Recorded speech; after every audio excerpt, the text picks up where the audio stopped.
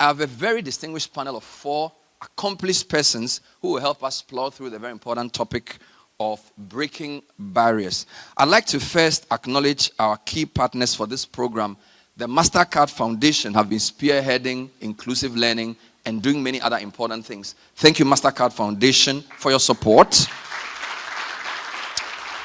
And the EdTech Monday Arrowhead is the Meltwater Entrepreneurial School for Technology, who have been driving change and training lots of the next generation of business leaders. Round of applause for the team. We also like to thank 97.3 City FM, who are the media partners who have been streaming these programs live. All right. So my panel includes Farida Bejwe, a software engineer, a disability rights advocate, an author, and an old friend of mine. Let's welcome Farida Bejwe. Put your hands together. We're also very happy to have joining this panel a neurodevelopmental pediatrician, medical doctor and CEO of Mission Pediatrics, Dr. Marilyn Mabel Wilson. All right. Wow. We're also privileged to have the Acting Director, Special Education Division of the Ghana Education Service, Mrs. Helena Mensah. Nice. And last but not least, we have a parent, a clinical operations analyst, and head of craft education, Mrs. Sabina Moses. All right. This program is happening before an audience of EdTech practitioners, the second cohort of EdTech fellows, friends from the media and CEOs in the EdTech space, who will take part in the second part when we open the floor for questions. Put your hands together for yourselves finally. So our listeners, we will not take live comments, but feel free to contact us on the WhatsApp lines we advertise. We'll be happy to add your comments to the list that we read at the end of the season. I'd like to give each of you the chance to tell us a bit more about yourself. Farida, even though I know you, not everybody knows you. So tell us a bit more about yourself, what you do, and your brief EdTech journey, Farida.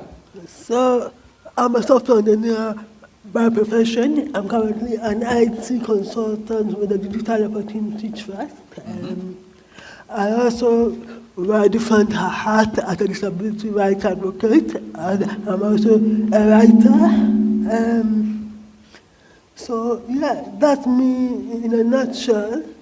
With regards to my educational journey,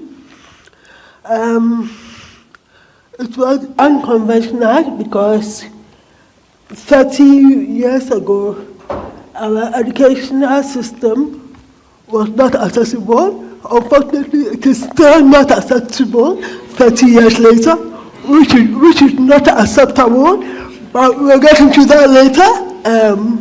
But I expected a lot of progress to come over the past 30 years because people have seen what can be done if somebody with a disability is educated. I mean, you can see all that I have accomplished. So why not invest in children with disabilities? So what happened was I went through the JSS system. And when it was time for me to write my BC, my mother had to go to and see the Minister for Social Welfare at the time. I don't know how many of you were alive and would even remember him. His name was Dike Bratting. That was just after Rawlins's it was the beginning of the Fourth Republic, 1994, and he was actually quite open. He told her to go and see the head of special education, and they came to my school because the problem was with my handwriting. So I wasn't sure whether the examiners at WAEC would be able to read my handwriting. So they had to come to the school, and they looked at the handwriting, and they said that they would put a note on the exam papers that I have a special needs, so they will not downgrade me for bad handwriting, because back then they were actually strict about handwriting. You could be marked down for bad handwriting. So I did the BC, I did very well. I chose at motor school. I could have gotten in, but because of the disability unfriendly terrain of our secondary schools, which I must say hasn't changed in the past 30 years, I keep impressing upon this so that the powers that be can do what needs to be done, so that more children with special needs can go to school. So because of that, I went and did a computer course. And I was the youngest person in the class, because it was actually a professional diploma in IT. After that, I started working as a software engineer, and that was the beginning of my journey in tech. I did a couple of other diplomas. Then I got final year admission into the University of Hertfordshire in the UK. Graduated with a BSc in computer science after 1 year, came back to Ghana and continued working. So that is my educational journey in a nutshell. There's a lot in the 1994-ish. The only provision they made for you was a note, so that your rise into being a computer scientist probably took a shorter turn. So you've turned sort of a disadvantage to an advantage. What is sad though is that you're saying many years later, the system hasn't changed, Achimota hasn't changed, not much has changed. No. It's pretty serious. I'll come back to you as we move forward, in spite of some of the challenges we face. Let me talk to our neurodevelopmental pediatrician. Tell us whether you have any role in EdTech at all. Do you do anything within the educational space? So Dr. Mabel Wilson, thank you. I deal with students and children and their families, and also interface with their educators and teachers and other partners to try and get the children to be their best self in the classroom. What got you interested in this space? I think it's the joy of seeing children who may have been relegated to the background and seeing the potential and what they can do once you put the supports in place. Thank you. Let me come to Acting Director, Special Education. Was there even a special needs director? There was the head of special education at the time. There was? Even in 94? Yeah, there was a head of special needs? Yes, that is amazing. That was quite progressive at the time. Yeah, at the time, 94. That is why I have such high expectations by now. Yeah, because if you had that unit for over 30 years, we should be doing much more. Yeah. So, Mrs. Mensah, you sit in a seat that has been long established. Explain your work to us and your interest in EdTech, how your work connects to the EdTech discussion. Thank you, Bernard. Special Education Division. Yeah. We are mandated to ensure that learners with special education needs get access to education. They stay in the school, they progress, and they come out successfully to fit into society. This is our mandate. And so we look for resources. We gather resources and services that will help them stay in school, learn, and come out. And this is at the basic to secondary. What level are we talking about? We do it most of the times at the basic school, but they rise through to the tertiary, through secondary to tertiary.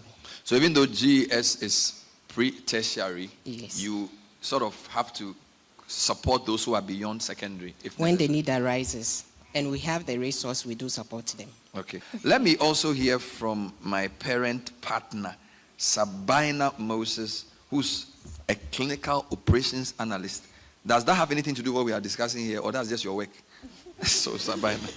It does have a lot to do with what we are discussing here. All right. The company I work with are into providing tools to help children with different needs be able to learn. So we have tools to enable teachers, parents, and then therapists to support children with special needs. Amazing. Let me come to Dr. Mabel Wilson. I think you need to give us a basic sort of education on some of the other abilities or disabilities or whatever they want to call it, and the way it affects learning, just basically. Okay. So permits me to go into what we call the hidden disabilities first.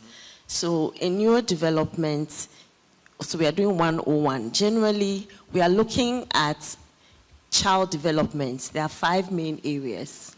There are motor skills, which is their movement skills, the big movements, the fine movements. So that's in the movement skills, we'll have conditions like cerebral palsy, where the big muscles are not working as they should. We can have fine motor issues where children just can't write well, like dysgraphia or balance issues. So that's the motor skills. Then we have the communication or speech and language skills. And there may be different conditions under that. Typically, you would have developmental language delay, where this child learning to pick language is more difficult than usual. Right. And so they are not speaking early, and all this will go into language processing, which goes into reading and into learning in general. You can have social emotional development, where you are learning to interact with the humans, interact with your environment. Okay. If that is not going well, you can have conditions like autism spectrum disorder, which comes not only in social emotional development differences, but can also have communication differences. Okay. Because it's a language-based condition, we'll have issues with reading and sometimes comprehension. They may have very good reading skills called hyperlexia. I have kids who are reading by 2.5, 3 years, but are not communicating or are not understanding what they're reading. And unfortunately or fortunately, in our education system, if you can't read and you can't write, it affects all the subjects, maths, science, everything. And we are very particular about writing, especially in Ghana. If you can't write 1, 2, 3 by the time you are 3 years, it's a big deal. It's a big deal. Then we have other conditions like attention deficit hyperactivity disorder, where these children are having issues with what we call executive functions. So working memory, attention, focus. These are brilliant students, but they can't, for the life of them, focus on things that are boring or apparently boring to them. If you give them something that can catch their attention, they'll focus. But if we sit in classroom and somebody's droning on and writing on the chalkboard, then they start, the brain starts wandering, thinking about other things. So I've talked about the motor skills, language skills, executive functioning, social, emotional, fine motor. Fine motor, so those are the 5. Yes, and cognitive. Cognitive. That's a big one. Cognitive skills is the ability and potential to learn new things. So the big one would be the intellectual developmental disorders, where the IQ or the brain potential is lower than what is expected. Wow. And so new concepts are hard to grasp. Wonderful, thank you. Farida, how did the cerebral palsy affect, beyond the handwriting, how was it in managing or coping? Because you passed the BC.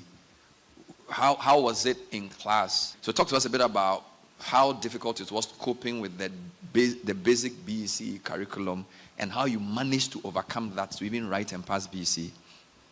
Well, for me, I had a very good foundation. I was homeschooled by my mother until I was 12 years old, and I was given all the coping skills I needed to be able to survive in the classroom.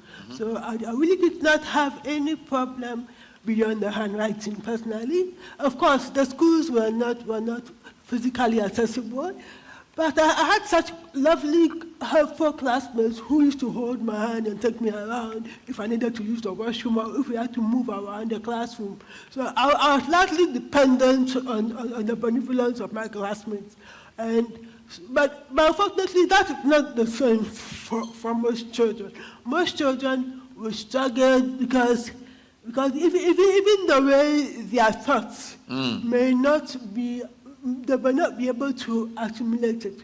But as I said, I had a very good foundation, so it was very easy for me to capture whatever it was I needed. I mean, let me give you an example. The first semester, first term, JSS1, my first introduction into the Ghana educational system, I got 100% in almost to all my exams. 100% in almost all your exams? Yeah, except Ghana. Except Ghana. So you are not alone.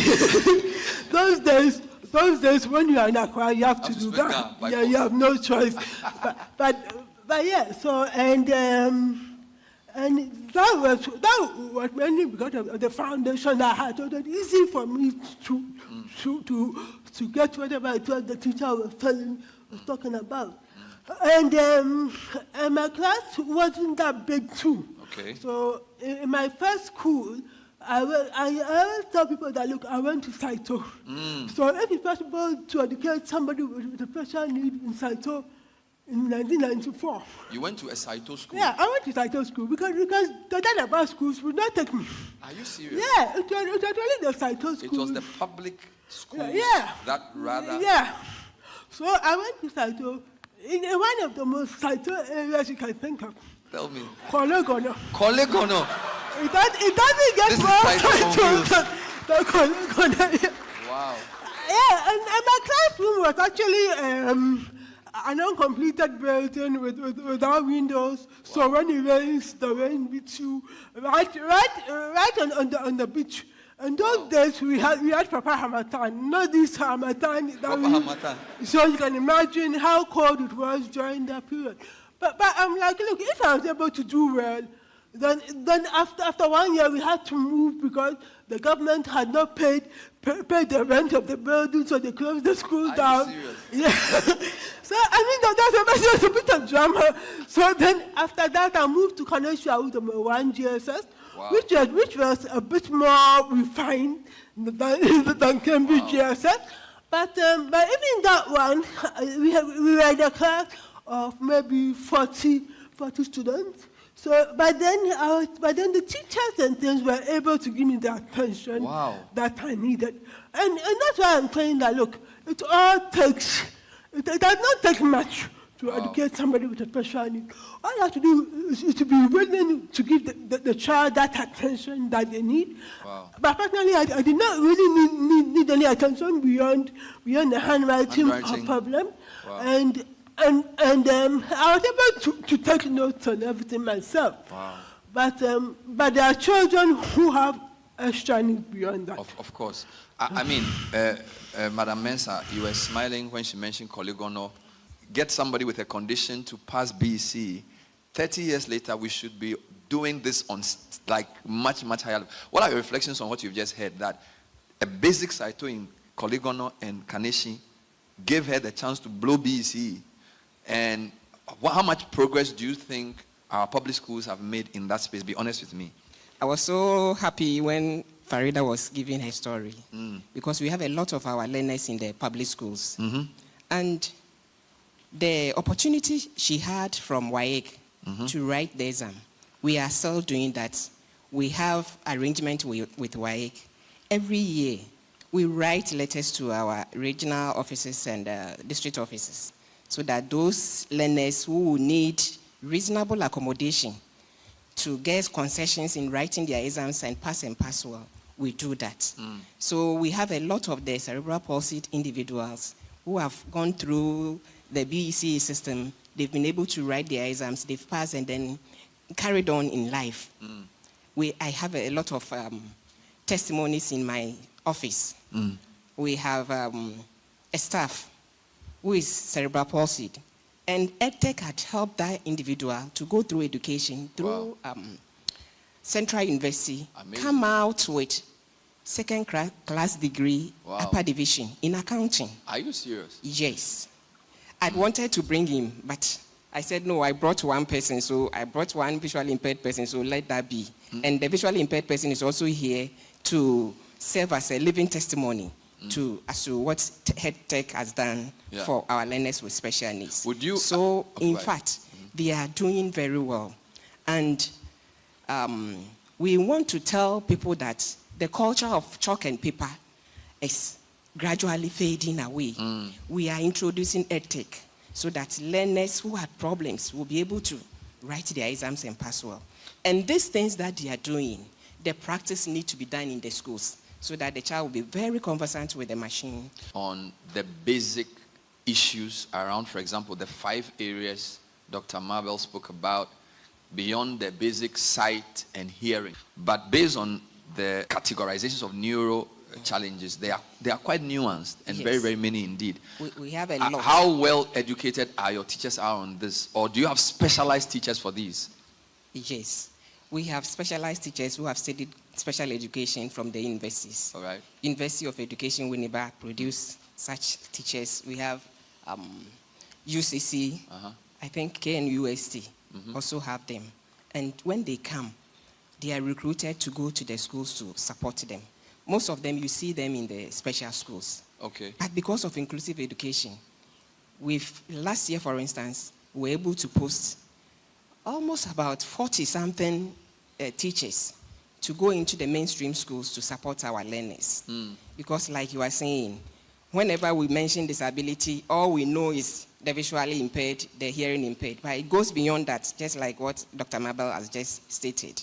It even goes beyond to cover even those learners having HIV in schools, because they all have special needs that needs to be attended to.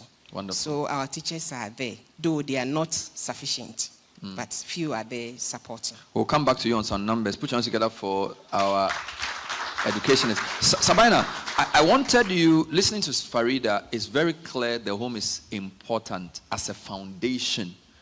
And from the story, it's clear it was the home that helped them cope with school. As a parent of a child with special needs, tell us a bit about your journey, navigating the experience, and the balance between what you do at home and what you try and do in school for him to excel in his education.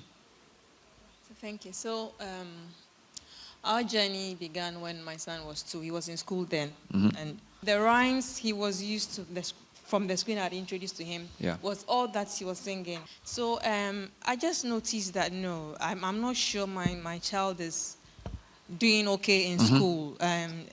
I felt the school was not helping my son. And so I was talking to people. I think I need to change my child's school. There was a period when, as we were getting closer to the school to drop him off, he starts crying. I felt he was not happy.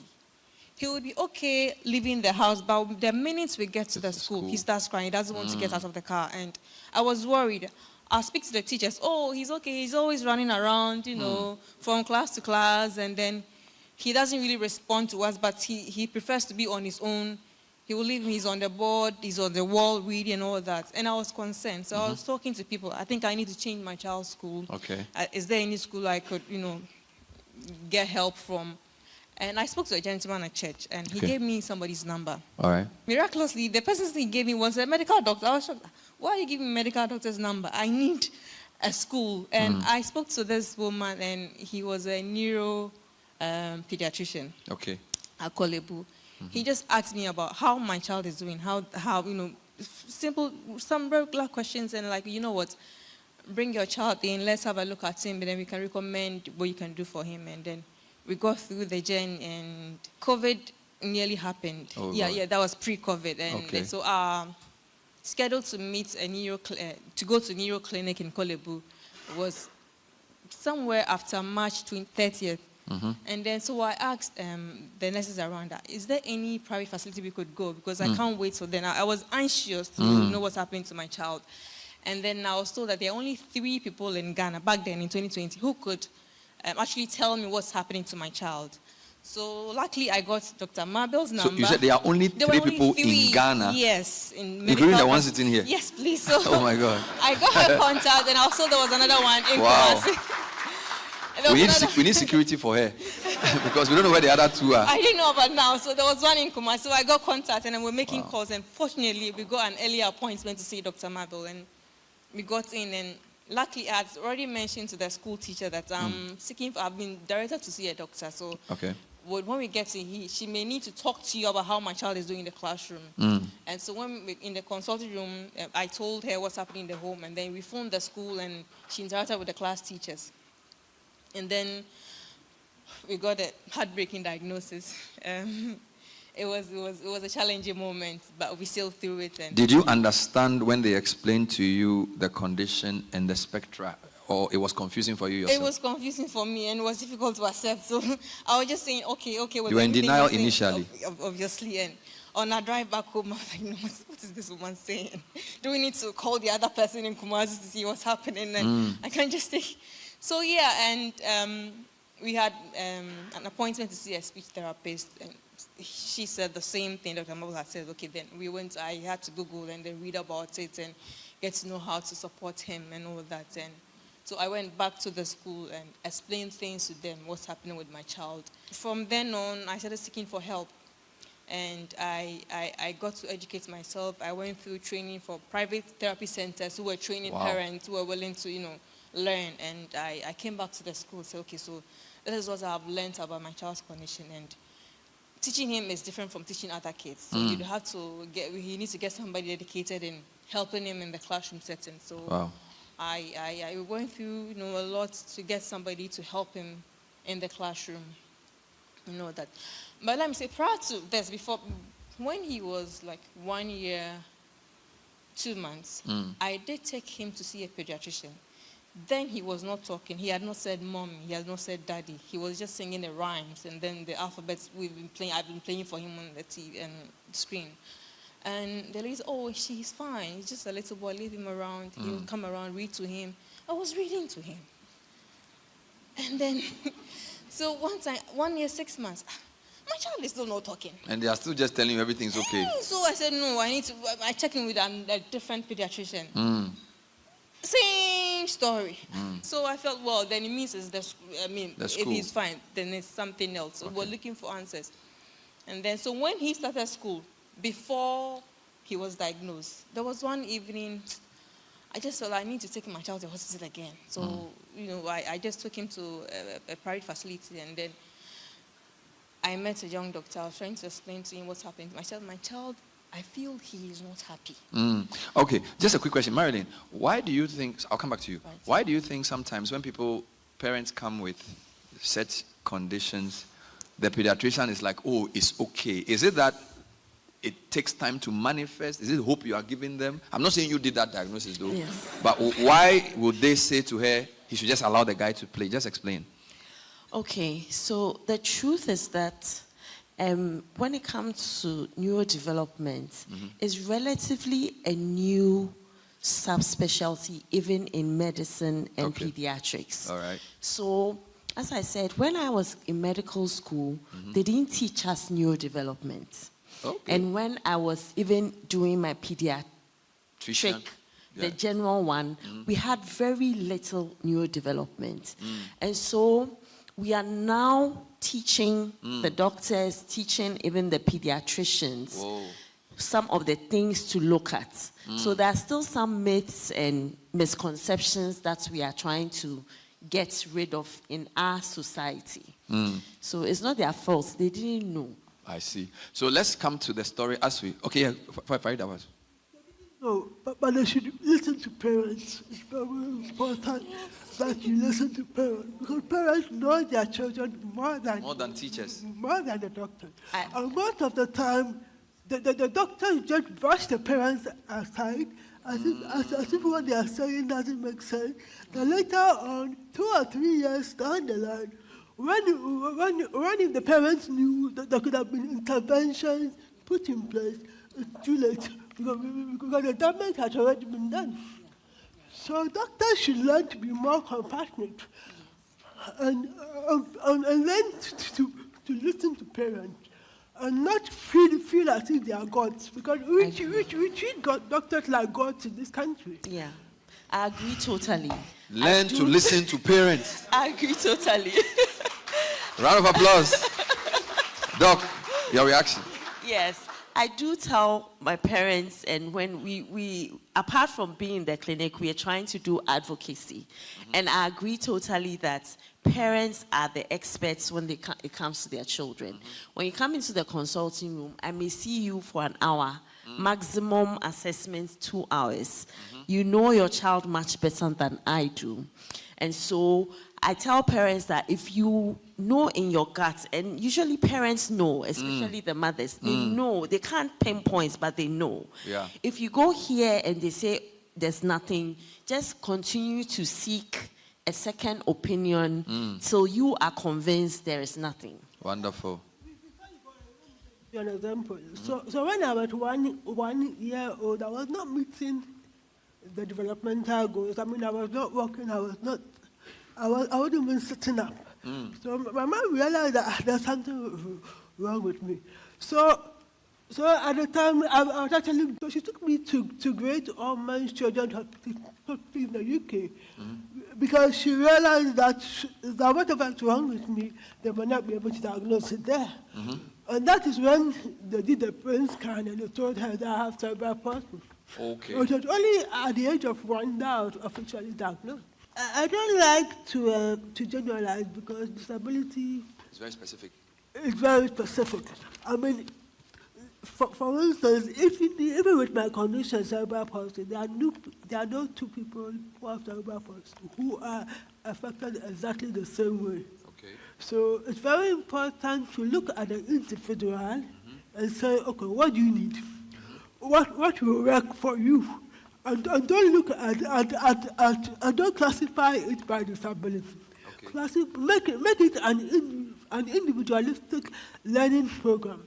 That is the best way to do it. So with artificial intelligence, I mean, the possibilities are endless these days. I mean, you can even go online, use an AI tool, say that, okay, I have this disability, I want to learn this. What recommendations do you have? It will come up with a whole learning program for you. You can design a learning program. Yeah, it can design a learning program for you. So for you, depending on your educational background, I mean, even people without disabilities are using it. So they give you the educational background, they tell you what they want to learn, then you come up with a whole learning curriculum for you to do. Wow. So the possibilities are endless. Are limitless. You don't want to overgeneralize. Sabina, can you tell us some of the tools you use at home and how effective it is? I also know you've an association called the EduCraft, I think is the name, right? So talk to me about, do you use any educational technology tools or programs in your personalized program you do for your child? At home, I had to learn about PECS. We're using PECS to communicate. What? PECS. Picture Yes, exchange communication Thank you, system. Mr. Marvel. Picture Exchange Communication System, Yes, PECS. Yes. PECS, okay. So to help us communicate. And then there are tech tools that helps in communication. There are apps that he can use to point out what he wants. But gradually now he's using his words now. It is helping him use his words. So he's confident to use the words he knows now. And in writing, after doing all the sensory stuff with physical things, we're doing learning to write on the screen as well, which boosted his confidence now. So we've used tools to help him in studying. So you agree with Farida that it has to be personalized. Exactly. There's no two programs that are the same. Yes. But I still want some generalities. So you've mentioned the PECS, which is one. Dr. Mabel, anything else in terms of what tools can be used?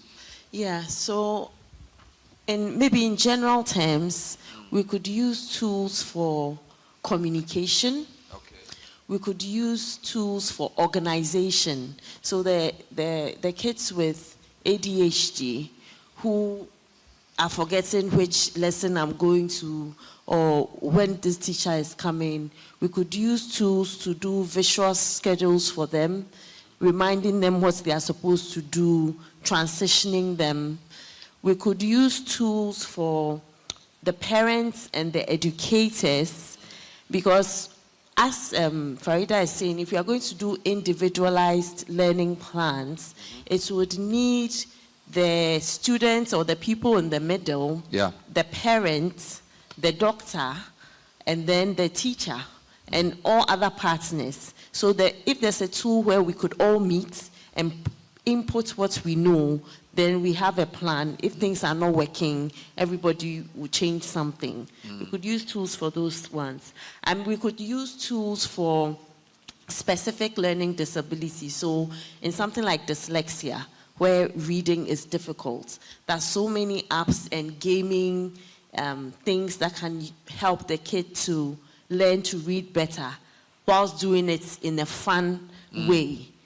Playing a game and they don't think they are learning, but they are learning to read whilst they are doing that.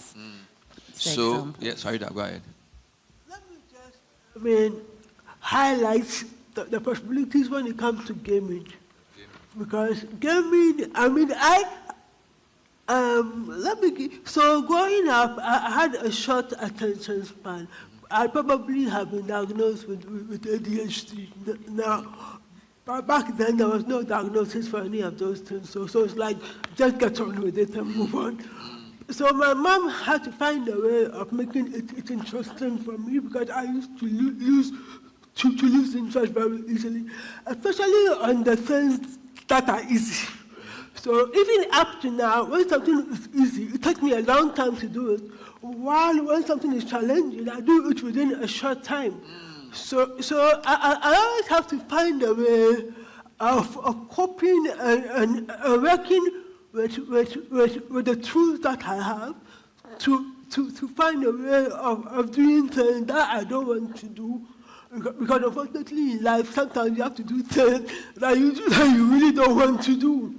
But gaming has a great potential, especially for children with neurodiversity issues, and you can teach them a lot with gaming. There's so much that can be done with gaming, and it's about time we in Africa break that myth of games being something that children who are not serious play. Because you can educate them a lot. Through games. I need education, because when they take the tablet, they all just want to do games. And sometimes there are a lot of educational games. I know, but they prefer the football. That's the problem, right? And then they have different screens. So when you come, they'll show you the work. But when you go, they are playing something else. So I need a tool that will let me know when they've moved from the learning to the playing. Although playing is also important. Before you go on, let me just highlight something. So far, we've talked about neurodiverse issues, we talked about children with disabilities, we also talked about physical disabilities. All right. That's a very low-hanging fruit as far as I'm concerned. Correct. Just create one for the schools. That's all we're asking. Simple. If every school if let's say one school per district is totally physically accessible, it would do well for children with physical disabilities. To make sure that the schools are physically accessible so that children with physical disabilities can also go to school. Because that is what preventing me from going to secondary school. Push and Farida, I like this. So before we even go into all the fancy personalized education stuff, let me come to Ms. Mensah again. This is a low-hanging fruit. Is it possible to say, look, we have a new education minister, a new team in place. Let's make every school in Ghana physically accessible. Can you let somebody do the work? How much will it cost us to do this? As a basic starting point. So the person can even get into a classroom. Not even talk about whether he has a personalized program, right? Talk to me about how feasible that is and what help you need from us to push that agenda. Thank you, Bernard. The inclusive education policy has all those things stated in there. And even we are still using the old policy, which is the 2015 one. And in it, schools must be accessible to learners. So when you go to most of our schools, they've done adaptation, ramps, and other things to allow them go into their schools.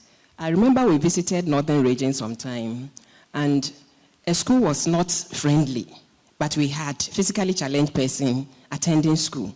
So one of my staff was like, teachers here, what are you doing? You are not making this place friendly. Meanwhile, these learners are the heart of the government. Then they said, oh, this thing will do it. Then one person told them that it will cost you nothing. When you get a bag of cement and then sand around, you can raise a ramp for the learner to climb and go to the classrooms. So when they told them that, they were able to do it. At another time when they went, the school teachers are now riding their bicycles onto the corridors using the ramp. Can you imagine? And they were telling the woman that, hey, madam, what you did, it is even helping us. Look at that. So it's in the policy. There's a built standard that every school should look at. So assemblies are in the known. Schools are in the known that whenever government is coming to put up any structure, the built standards should guide them to know the specifications and then do whatever. But aside that, we are doing the homemade one, the local one to make them. Not to put you on the spot, but I asked you first, what percentage of your classrooms are inclusive? And we didn't want to push that. Yes. But again, I feel like, let's assume we have 6,000 basic schools in Ghana. There should be a file on your desk that tells you how many of the schools have access for disability as a basic. So that's like a number you are working with. You can say 70% of our schools have this mobility access for these people who cannot, whatever. Then we can work towards 100%. So my challenge is that I'm not sure if somebody has sat down to count it. And once you don't know, if you can't measure it, you can't manage it. So I'm not trying to sort of put you on, but I'm trying to encourage you to get the data on how many of your schools have this basic thing. And then we can use moral suasion, because the policy is there, but the policy will not implement itself if you don't police it. I hope you follow me. So are you going to commit to us that at the very least you will get information on what percentage of your schools, or come up with some ranking, all right? So you can say in our inclusive schools ranking, this school is the best school, not because everybody gets 12 ones or whatever, but because they have X number of inclusive classrooms, they have disability access. Then we make it competitive. We are not saying government should look for money to build it, but like the example you gave, I really want to encourage you to get that data, because if you don't do that, nobody else is going to track it. And once we can't track it, we cannot know if they are doing it or not. You follow me? All right. So it's not a question, it's a suggestion, but you can respond. Yeah. A wrong figure. Yes. The schools may have 30%. Because we've been encouraging them whenever we go for community engagement and what have you. Yeah. So just like you were saying, we continue to Good. hammer So that if by on next those year things. I come and the number is 60%, I can say in a year you've We're increased able the to. number. So it's very important. Data is important, I want to thank I you. know. I have a few minutes to go. I'm going to take a final comment from Sabayana. Then I'll open the floor briefly for some questions and thoughts. So Sabayana, what are your general thoughts about what you've heard so far, and how well is your ward doing? Is he coping well, and how encouraged are you based on the efforts you've put in yourself?